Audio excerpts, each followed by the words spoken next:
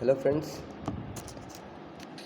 this is I think third lecture of third unit, that is gear manufacturing. Up to today, what we have seen, that is different type of gears and its manufacturing processes. From that, in brief, we have seen gear hobbing, and today we are going to see gear shaping, okay, which is the gear manufacturing process. Okay, let's start with construction of gear shaping and its working. We are going to see.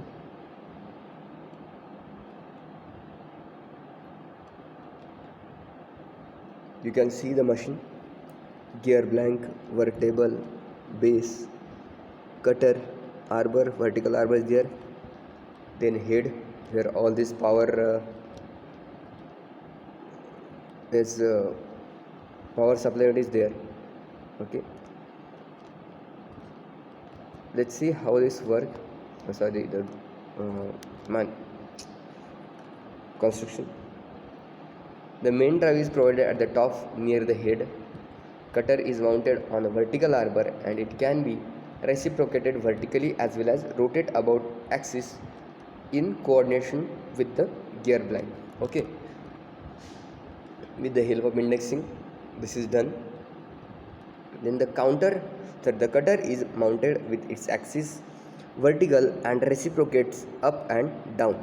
In addition to reciprocating motion, the cutter and gear blank both are rotated slowly and uniformly about their own axis. Relative speed of rotation of cutter and gear blank is adjusted same by providing a gear train between the cutter spindle and the whir spindle.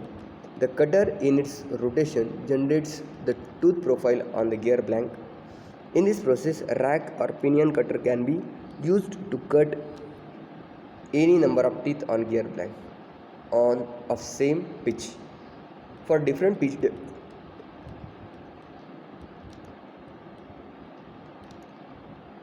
different cutter are used.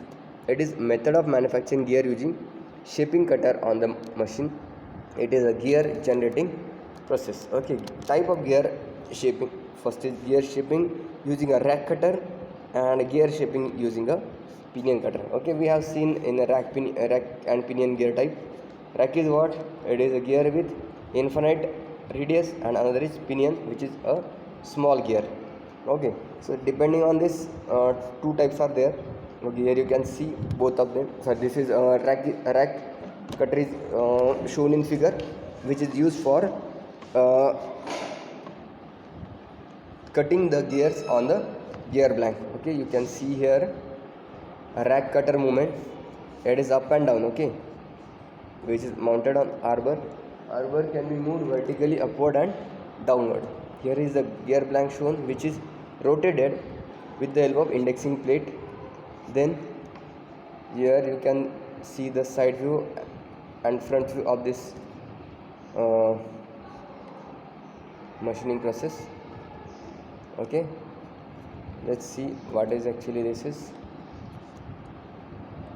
In this method, pinion cutter having form similar gear to be produced in used.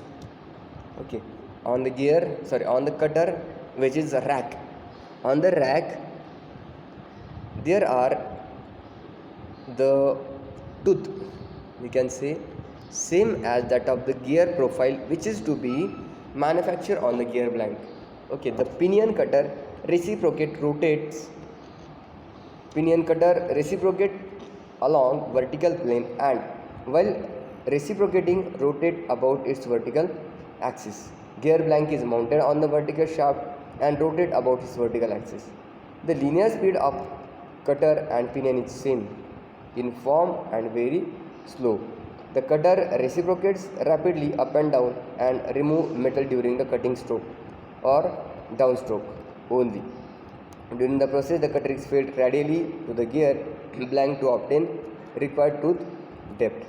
Okay, then the use of pinion make the process continuous and the rate of production is high. Okay, this is advantage. Let's see advantage more. Only one cutter is required to cut all gears of any number of teeth of same pitch. It is more much faster process, rate of production is high because cutting action is continuous. Okay, these are the all things related to the cutter, this rack machining or rack shaping machine. Most accurate tooth profile can be generated. Internal gear can also be produced by using pinion. Wait a second. These are the advantage of gear shaping. Let's see next one.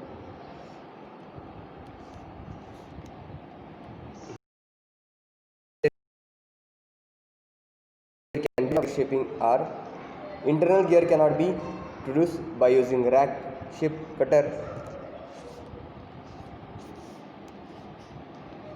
Rate of production is low compared to gear hobbing process. Worm and worm wheel cannot be produced by this process. Okay, these are some disadvantages. Then let's see gear finishing method. Okay, after all this we will differentiate between gear shaping and gear hobbing. So or let me take that first. Okay,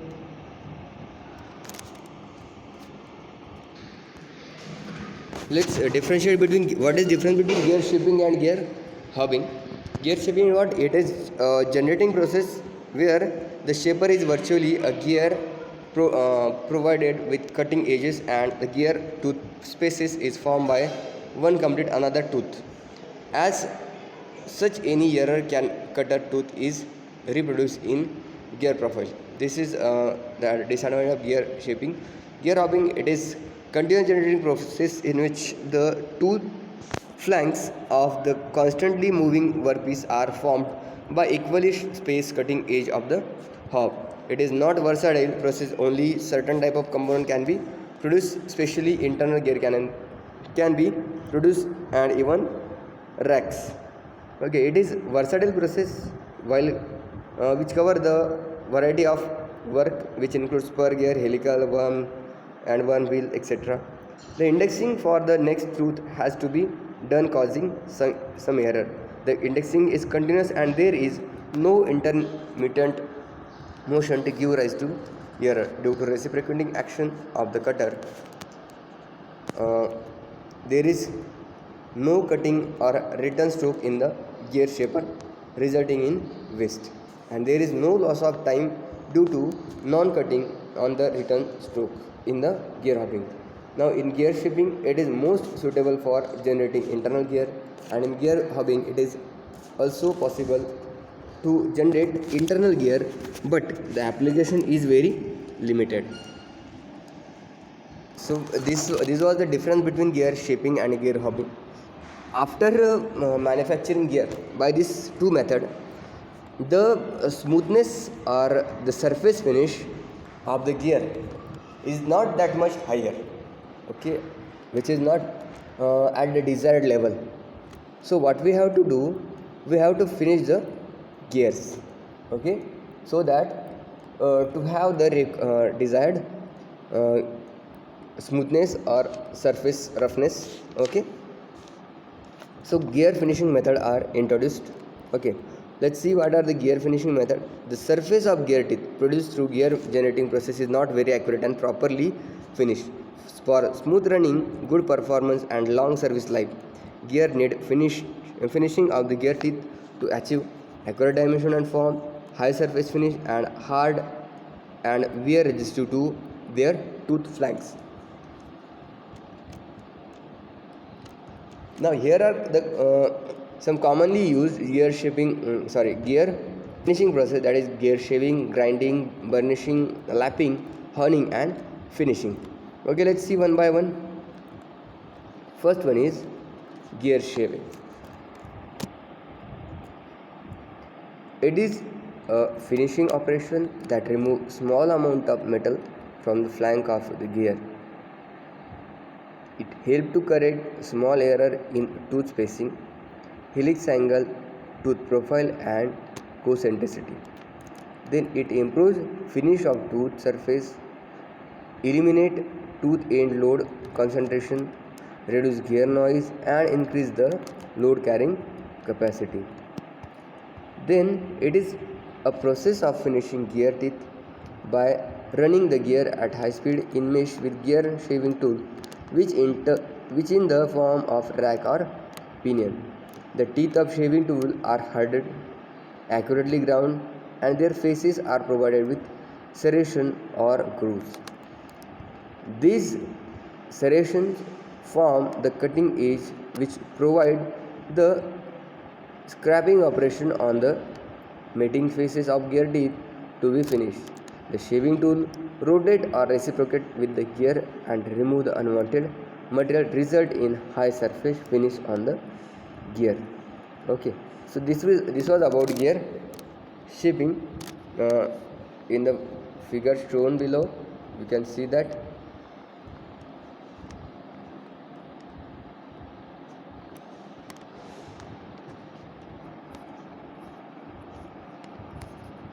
Okay, here you can see the gear shaping.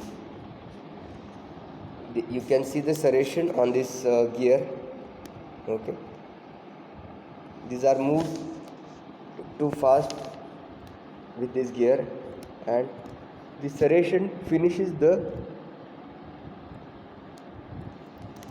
gear blank or gears to a certain height, certain surface finish level. Then other is gear grinding. Okay,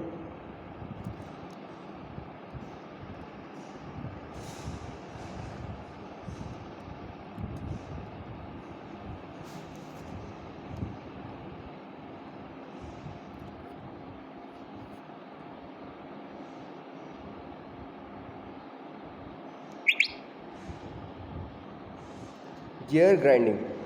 Because of running the gears at high speed and high loads, distortion of forms on the gear flank.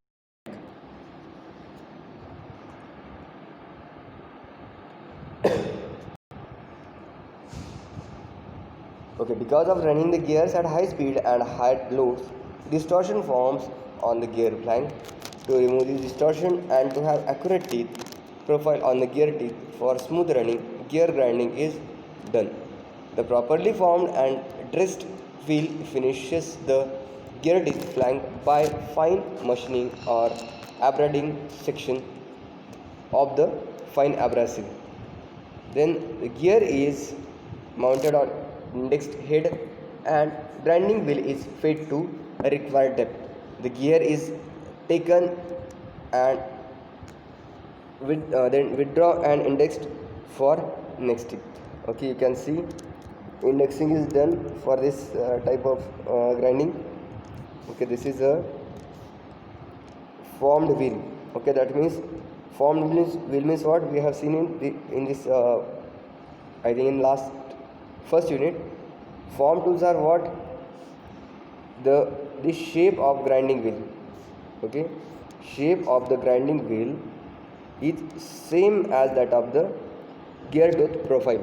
Okay, so this is fed to the gear depending on the depth of these gears. So in this way the grinding of this gear is done. You can understand this is the grinding wheel which is in the form shape. That means the grinding edge is in the form of gear.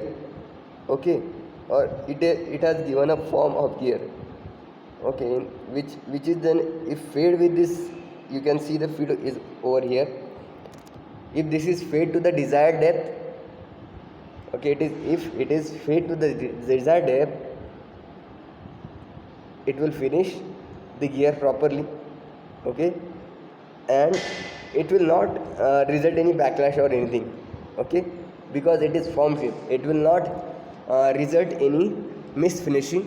Okay, this is the advantage of this gear finishing by grinding. Then next one is, okay, this all these are the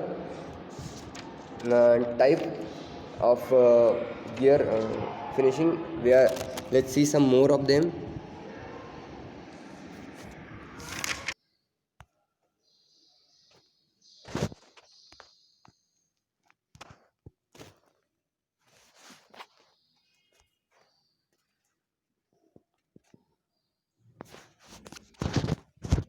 Okay, this is gear grinding we have finished. Let's come towards this finishing, gear lapping and gear cutting operation. Okay, gear lapping, up to this, these are the, and gear cutting are the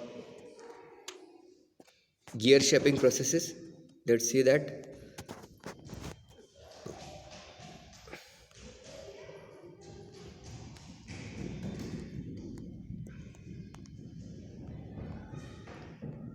Gear burnishing, it is the cold finishing process of gear teeth and used for gear after cutting but before hardening to improve surface finish and uniformity.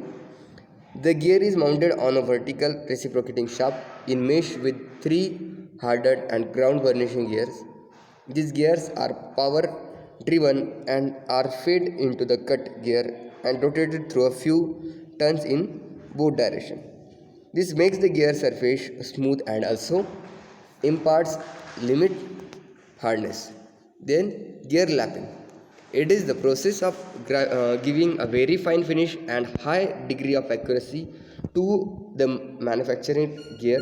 It improves the wear property of the gear tooth, and this operation is performed after hardening of the manufactured gear. It is done by running the mating gear together in gears lapping machine.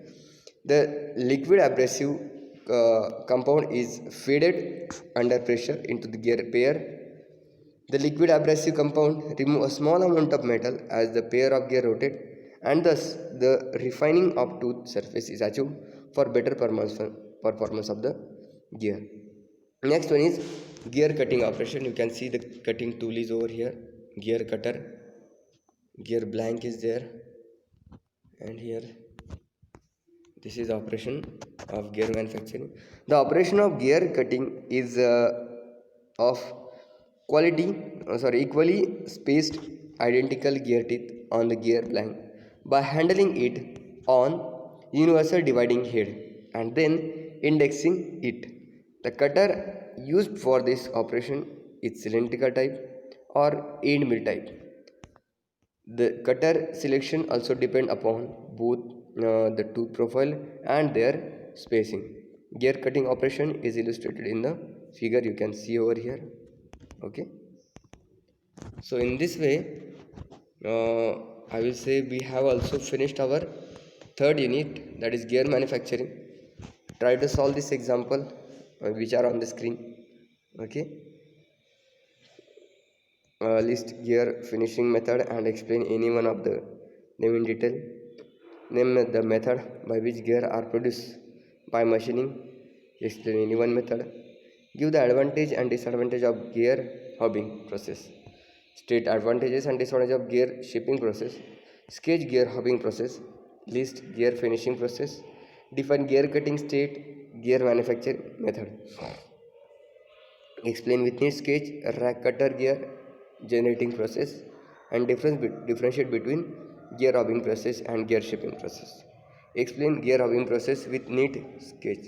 Explain with neat sketch gear grinding using form wheel. Okay, so try to solve all this exercise, and let me revise all this chapter again what we have seen in this gear manufacturing. Okay, we have divided the type of gear depending on the axis of rotation or orientation of axis: parallel, perpendicular, parallel intersecting, parallel non intersecting, sorry, non parallel non intersecting.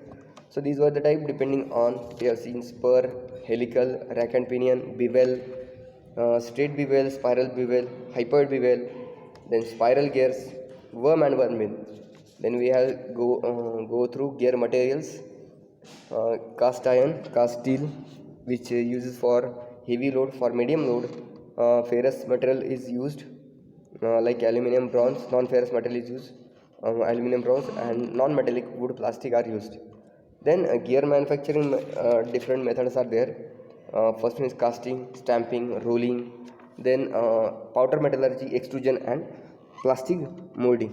Now there is another process also, gear machining, in which we have seen two: gear hobbing and gear shaping. Gear hobbing process also we have discussed very well, in which gear hob is used, okay, which can manufacture any type of gear, okay, except internal gear. And in shaping, it can uh,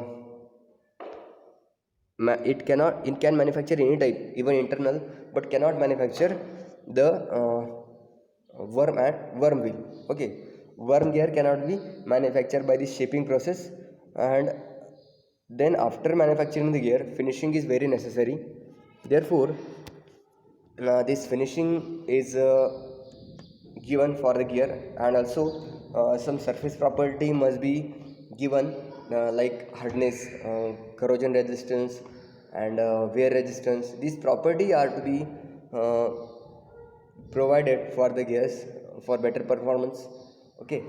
So by following process, accuracy and surface finish of this gear is improved, okay. For that, different gears finishing processes are given, in which gear shaving, gear grinding, gear burnishing, gear lapping, gear honing, and roll finishing are the method which are used to uh, shaping the gear, or that means finishing the gear, okay. In this way we also have finished our third unit. In next lecture we will move toward fundamental of computer aided manufacturing, that is CAM, okay, which is very important in the point of view of graduation in engineering. Special subject you have, and also you have to program in this CAM for manufacturing different type of component, okay. So we will discuss in next lecture. Thank you today.